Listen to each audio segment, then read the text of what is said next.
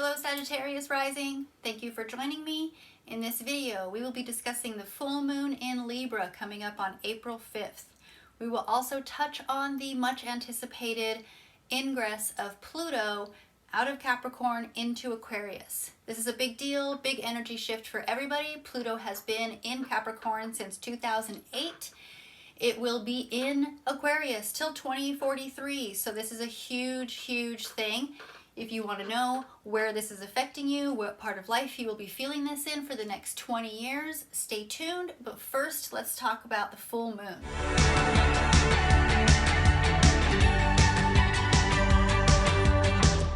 So, when we have a full moon, we have the full moon or the high priestess. This is the energy of intuition, mystery, knowledge, and spirituality. This is in Libra. Libra is your 11th house. That's your house of community, networking, social groups, organizations, as well as hopes and aspirations. Well, the moon is in Libra, and Libra is represented by justice. This is the energy of fairness, balance, and truth.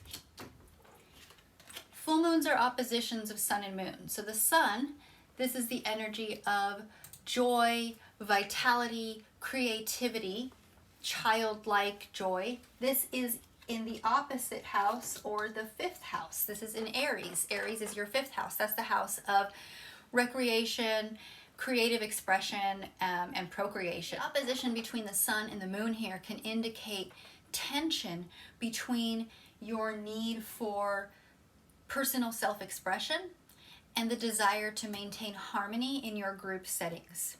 This aspect may also suggest the potential for creative endeavors that involve collaboration or a need to find balance between your individual self and partnerships.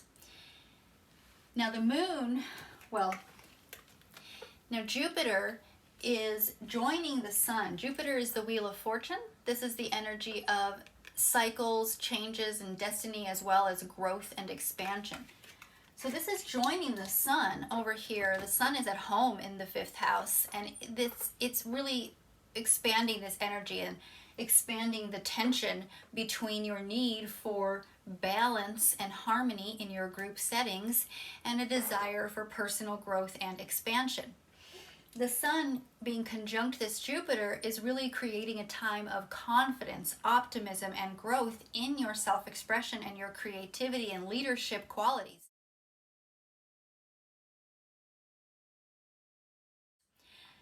Now, we need to bring Pluto into this mix. Pluto is a far out planet. It takes a long time to go around the zodiac, so it takes many years to get through a single sign. Pluto has been in Capricorn, in your 2nd house, or your house of values, finances, material goods, and resources for the past 15 years. Last week, it moved into Aquarius. Now, this is a huge deal. This is a big energy shift. This moved into your 3rd house, or your house of communication, education, siblings, as well as your mindset and the flow of information that comes into you. So, over the next 20 years, you will be experiencing the shifts and changes and rebirth and awakening that Pluto brings, that Pluto has been bringing to your ability to be self-sufficient, or your finances, or your material resources.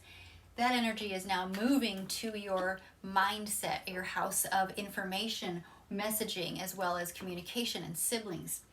Now the energy of Capricorn, when Pluto was in Capricorn, this energy is that of materialism, temptation, and enslavement. Now being in your 2nd house, that's you were feeling a lot of judgment about that, judgment surrounding that. Now when it moves over to Aquarius energy, or the star, this is the energy of hope, inspiration, and guidance. So the whole energy field has changed, as well as the house that you're experiencing this new energy shift in. So Pluto will be in Aquarius until June. It's going to pop back into Capricorn, back into Aquarius, back into Capricorn a couple times over the next 18 months. By the end of November 2024, Pluto will be in Aquarius. It will never go back into Capricorn in our lifetimes again. It will stay in Aquarius for the next 20 years, bringing this energy here. So what does that mean? What are the potentials that that can have? Now, of course, this will be different for everybody depending on your choices and your life situation and your whole chart setup. But in general, Pluto in your fourth house, in your third house, can bring a deep transformation to the way that you communicate and the way that you express yourself. This transit can indicate a period of breaking down old patterns and old structures in the areas of learning, thinking, and communication, and rebuilding them in a more innovative and progressive way. During this transit over the next 20 years, you may experience a powerful drive to uncover some hidden truths and to communicate them in a more authentic and transformative way. Now, Mercury, or the Magician, during this full moon, Pluto will be in Aquarius, in your third house, and it's making a square aspect to Mercury, or the manifestation, action, and creation energy.